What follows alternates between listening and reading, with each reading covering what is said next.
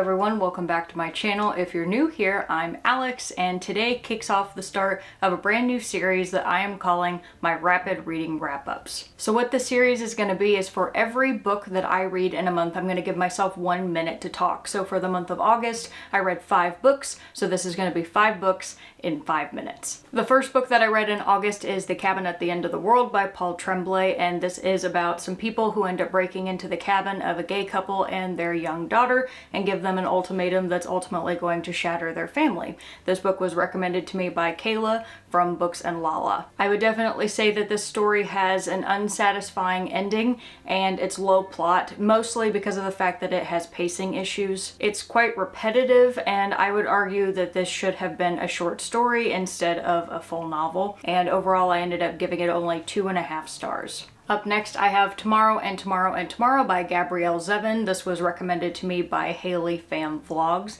This is the story of Sam and Sadie, who met as children and are reunited later on in life, and they decide to make a video game together. So this is the story of their relationship with each other and also the relationships that they have with the people around them. It also has really great representation of women in gaming, and it's very nerdy. I found Sadie Green to be a very relatable character. Sam was very complex because of the discrepancy between the way that he sees himself and then the way that the world sees him because he has a disability, and I thought that that was explored to great length in this novel. The prose were so good, and I found myself just wanting to dive into them for hours on end, so I did. And I also ended up learning a lot of new words. I would consider this to be a very intelligent novel. Gabrielle Zevin is definitely a wordsmith if I've ever seen one, and I highly recommend this novel. Marks was also my favorite character, just to let you know, and I gave this overall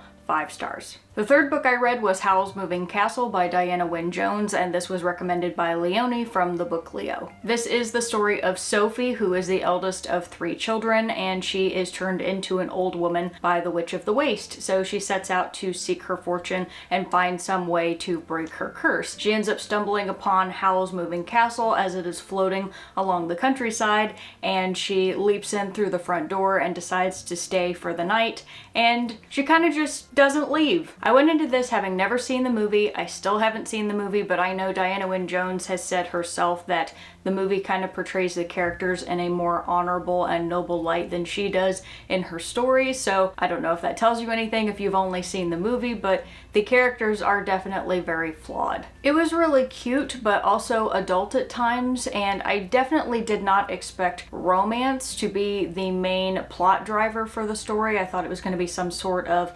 fantasy adventure, but it definitely revolves around love and finding love. I don't plan to read the sequels because the story didn't end up being what I thought that it would, and I also don't plan to reread Howl's Moving Castle, but I respect the people who really enjoyed it, and I do think that it was a solid read, and overall I ended up giving it 4 stars. The fourth book that I read is one that I found on my own and borrowed from the library, and that is The Mountain and the Sea by Ray Naylor. And this is the story of a super intelligent species of octopus that end up developing their own language and culture and decide to start murdering the humans that are around their habitat. And it's also about the researchers who are trying to learn how to communicate with them. It's overall a thought experiment about the nature of consciousness and how do humans identify consciousness in something like an AI or another animal when we don't really even know how to define what consciousness is in ourselves. It's also about how damaging indifference can be and how much humans are willing to destroy in the world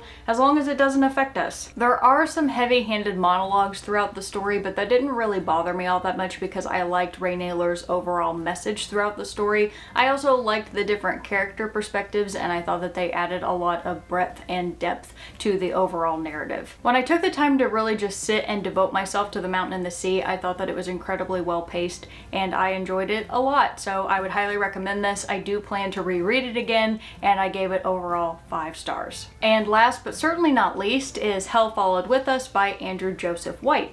This is the story of Benji, who is a transgender boy that escapes an extremist Christian cult that ended up killing billions of people with a virus they created called the Flood. They end up infecting him with a special version of the virus called Seraph in order to turn him into a super weapon. And of course, after he escapes, they want him back. This story has many depictions of transphobia, domestic and religious abuse, as well as self-harm, so if any of those things would be upsetting to you to read, I would advise caution if you're interested in picking up this book. Hell Followed With Us is a horror novel that centers primarily on body horror, and it goes harder than any other YA book that I've read in the recent past. I was really impressed with White's writing because I don't typically read YA books. I find them kind of childish, even more so than reading a children's novel, but reading this, it felt very adult, and I have the sense now that, you know, maybe I really can enjoy YA. Maybe I just have been reading the wrong YA up until this point. So I got the recommendation to read this book from Nova Reads Things, so thank you very much, Nova, for this. I ended up really enjoying it, and that was an excellent recommendation. I would give this a solid 4.5 stars, and I'm really looking forward to White's next book, which also has a really cool cover. And this concludes my first ever rapid reading wrap-up, so thank you so much for spending this time with me. I really hope you enjoyed the video. If you did, give me a comment down below. I would love to hear from you. And as always, I hope you have a wonderful rest of your day or evening,